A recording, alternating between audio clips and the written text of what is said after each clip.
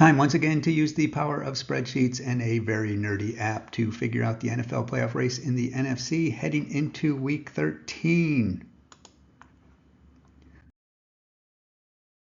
As usual, the calculations are from the Playoff Computer app. If you take fantasy sports way too seriously and want to know exactly how things look in your leagues, check it out on the Play Store. It has all sorts of geeky stuff, including the NFL-style paths to Clinch, so you know what matters before unloading your fab.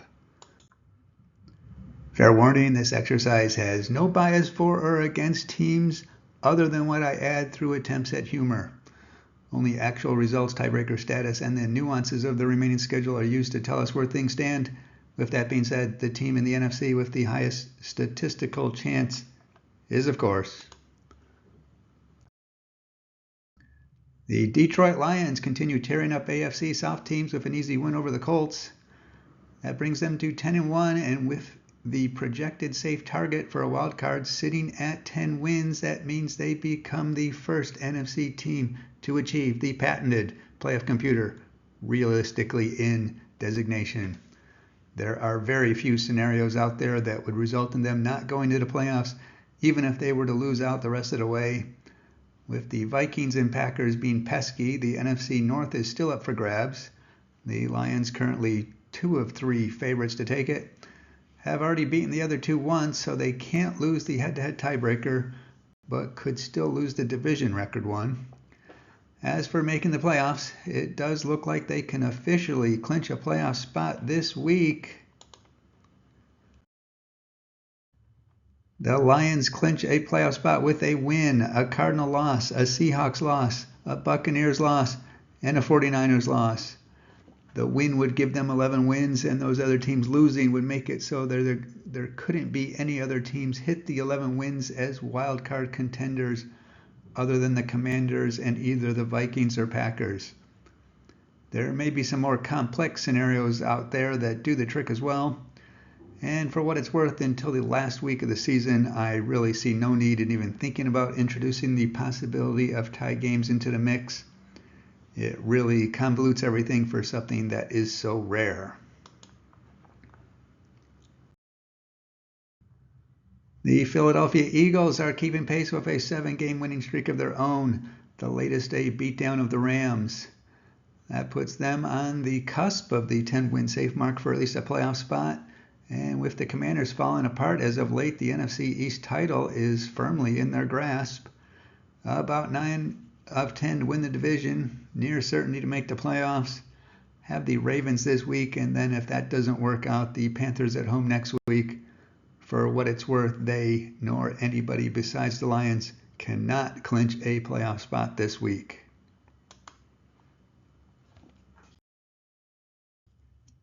Going back to the teams in the NFC North that are trying to take the division away from the 10-1 Lions, the Minnesota Vikings are on a 4-game winning streak after sneaking out of Chicago with a win.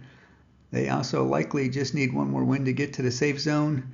But as we've been talking about for a while, these NFC North teams don't have the easiest finishing schedule, and the Vikings are no exception.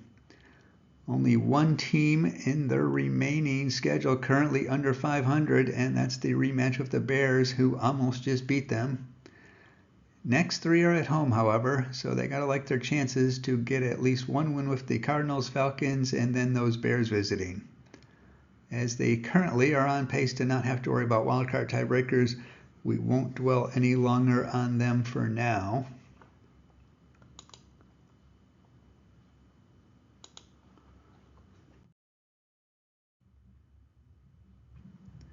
Remaining in the NFC North, the Green Bay Packers with an impressive win over the 49ers to stay at number 4 on the list. That put some major damage in what otherwise could have been a competitor for a wildcard spot. They have about a 9-10 chance of making the postseason, and while not easy by any stretch, they have the easiest remaining schedule of the NFC North teams, though it is chock full of hungry for the playoff teams, so they still have their work cut out. Do have head-to-head wins over most of the NFC West teams that might be vying for a wild card. Likely just need 2 more wins. Host the Dolphins this week, and then a chance to wedge into the division race against the Lions.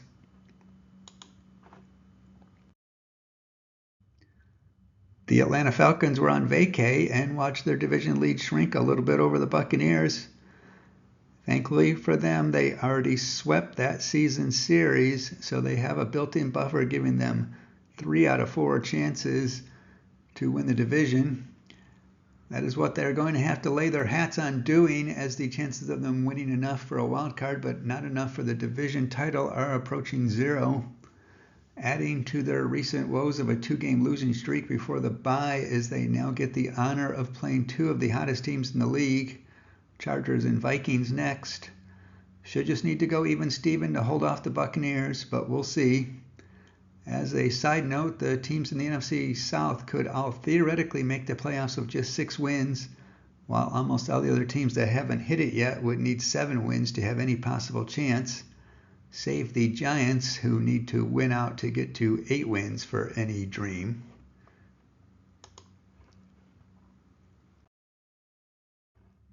The Washington Commanders have fallen into the Shark Tank with their 3rd straight loss, a special teams masterclass against the Cowboys. Lowers their odds of winning the NFC East to 1-10, still around 6-10 to make the playoffs.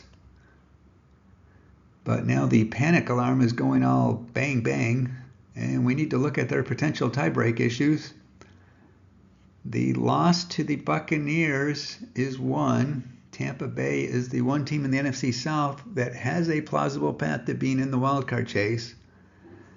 Commanders' division record of 5-3 might play well against the quartet of NFC West teams, and they do own a win over the Cardinals that might prove useful. They get another chance at a win challenge team this week, hosting the Titans before their bye.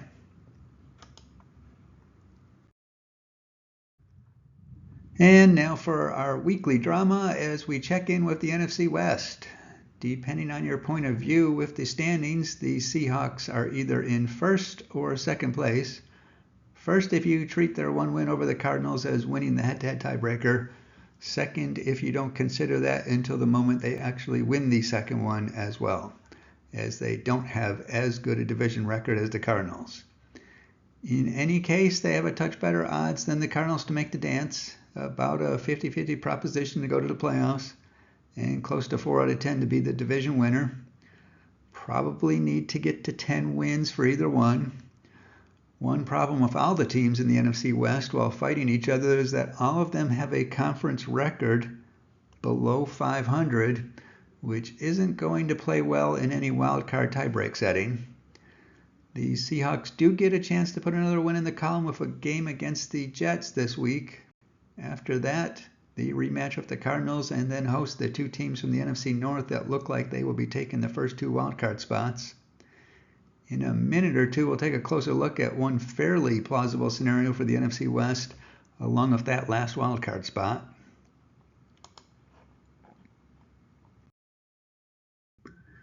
And the co-leader for the NFC West is those Arizona Cardinals, 6-5 as well, 3-4 conference record as well, close to 50-50 chance as well. One thing not in their favor is they have head-to-head losses against both of the most likely contenders outside of the division for a wildcard spot, Commanders and Packers.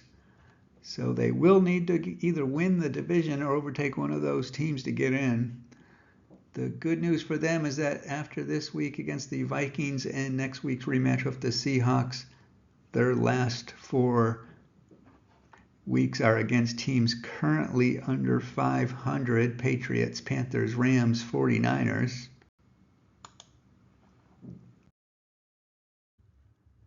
The Tampa Bay Buccaneers interrupt our tour of the NFC West by getting back into the picture of a win over the Giants. That puts them a game back of the Falcons, although they would have to surpass them to overcome that head-to-head tiebreaker problem. 1-4 to make the playoffs. Do have a head-to-head win over the Commanders, which is looking more and more like a valuable asset. Get to try to get above 500 with the next 2 against the Panthers and Raiders. Still likely need 5 more wins or for Atlanta to give up. Again, in a moment, we'll show that if Tampa Bay can get to 10 wins, how they would do compared to these NFC West teams as well as the Commanders.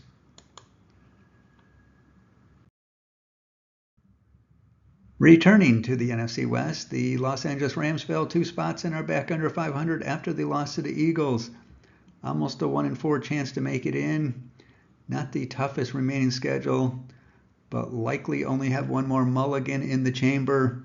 Play the Saints this week, which is basically a must-win game for both. Then the Bills, which they might want to save as their mulligan before finishing up with their division mates as well as the Jets. And finally, finishing up the division, the 49ers find themselves in last place in the NFC West, no matter how you slice it, although that could be rectified fairly quickly. With a 1-3 division record and no way to win the head-to-head and tiebreaker against anybody else in the NFC West, their odds are less than 1-5 for the playoffs. Like the Rams, probably can just absorb one more loss. They play the Bills this week and later on have the Lions. So going to have to decide which one they want to use up their remaining grace period on.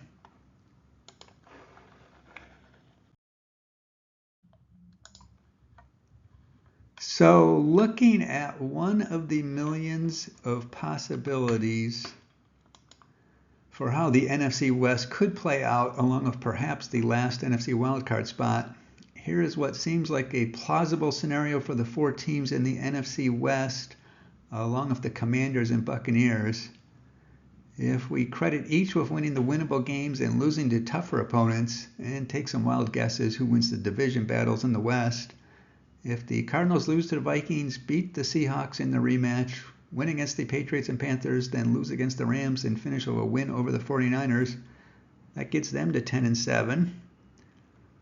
If the Rams beat the Saints, lose to the Bills, then win out against the 49ers, Jets, Cardinals, and Seahawks, also 10-7.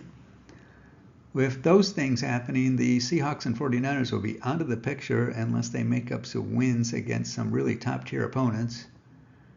Bringing in the 2 likely contenders for the last wildcard spot, if the Commanders can go 3-2, they join in at 10-7.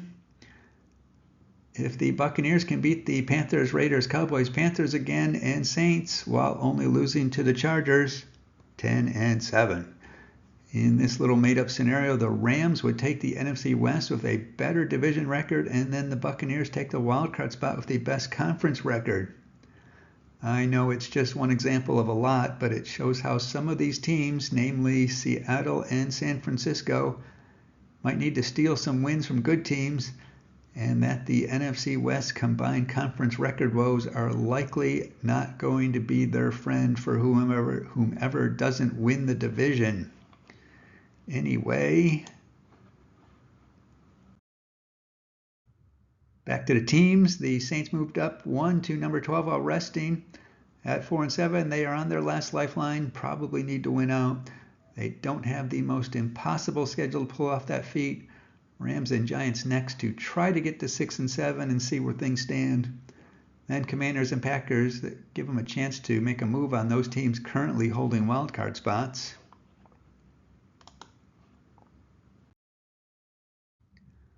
The Dallas Cowboys kept alive slim hopes by beating the Commanders. Still 4-7, likely need to win out, but another team that doesn't have the worst possible schedule for that pipe dream. Giants this week, maybe 5-7 going into a game with Cincinnati. The Chicago Bears continued finding creative ways to lose close games. Like the Cowboys and Saints before them, most likely need to win out, but unlike those other two teams, they have a bearish schedule. 2 games remaining against the Lions. Add in the Vikings and Packers for good measure. See you in 2025. The Carolina Panthers, with the loss to the Chiefs, despite the hard-fought effort, have been declared as being realistically out, even to take the win-challenged NFC South.